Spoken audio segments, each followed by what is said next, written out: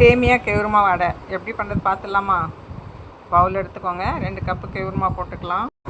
அணில் சேமியா எடுத்துக்கலாம். பொடிசா நொறுக்கி 1 கப்பு போட்டுக்கலாம். மாவில் தேவையான சால்ட்டு போட்டுக்கலாம். பொடிசா நறுக்கின வெங்காயம் 2, பச்சரிசி மாவு 2 ஸ்பூன் போட்டுக்கலாம்.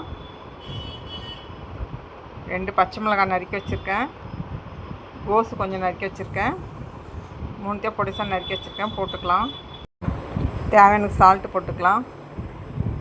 இப்போ நல்லா மிக்ஸ் பண்ணிக்கலாம். மிளகாத்தூள் 1 ஸ்பூன் போட்டுக்கலாம். வெறும் மிளகாத்தூள். உங்களுக்கு காரம் எவ்வளோ வேணுமோ அதுக்கேற்ற மாதிரி போட்டுக்கோங்க. இப்போ நல்லா தண்ணி ஊற்றி நல்லா பிசைஞ்சு எடுத்துக்கலாம். மாவை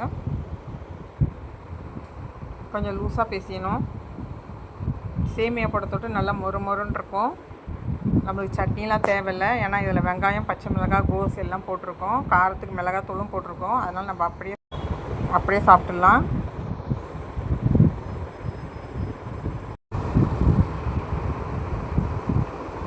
இன்னும் கொஞ்சம் தண்ணி ஊற்றி பிசைஞ்சிக்கலாம்.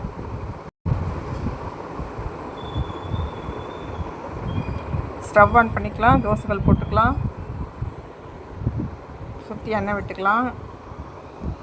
அப்படியே ஒரு உருண்டை மாவு எடுத்து அப்படியே தோசைகளை தட்டிக்கலாம் மெலிசா. நம்மளுக்கு எவ்வளோ மெலிசு வேணுமோ அந்த அளவுக்கு தட்டி விட்டுக்கலாம்.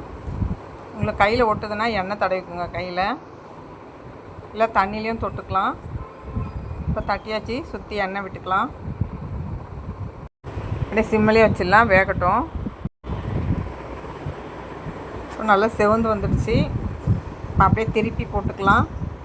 இந்த அடைக்கு சட்னிலாம் தேவையில்லை, நம்ம அப்படியே சாப்பிட்லாம். ஏன்னா காரம் மிளகாத்தூள் போட்டிருக்கோம், பச்சை மிளகாய் போட்டிருக்கோம் காரத்துக்கு, வெங்காயம், கோஸு எல்லாமே போட்டிருக்கோம். அதனால் நம்மளுக்கு இது தொட்டுக்கிறதுக்கு எதுவும் சட்னி தேவையில்லை, நம்ம அப்படியே சாப்பிட்லாம். செம்ம டேஸ்ட்டாக இருக்கும். இப்போ ரெடி ஆகிடுச்சு, எடுத்துடலாம். லைட்டில் மாற்றிக்கலாம். மறுபடியும் ஒன்று போட்டு காட்டுறேன்.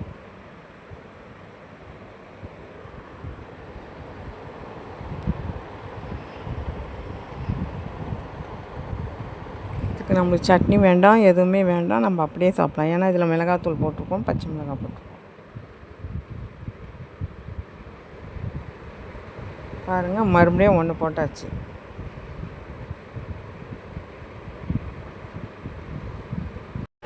இந்த அடை நீங்களே செஞ்சு பார்த்துட்டு கமெண்டில் எப்படி வந்து சொல்லுங்கள்.